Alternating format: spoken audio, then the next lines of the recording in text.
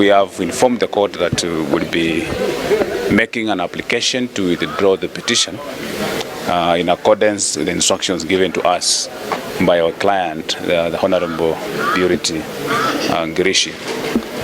So within the provisions of Rule 21 of the election rules, once a petition is filed, it cannot be withdrawn without leave of the court.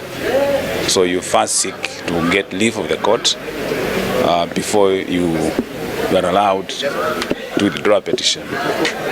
So the court has given us time to file that application, 7 days, to file the application and serve upon the respondents.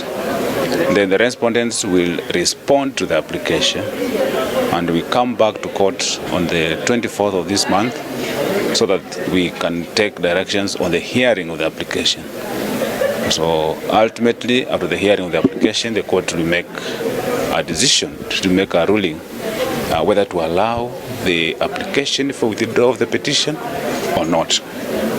If the court allows that, then we shall withdraw the petition.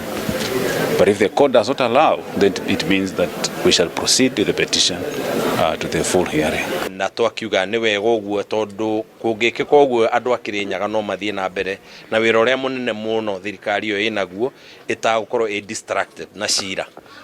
Koguo nĩ makĩheo thikũ iria watho ugaga maheo thikũ 7 nĩgetha mafaira application ya kũ withdraw na nĩgetha rĩu ũhoro ũcio ũgĩthire.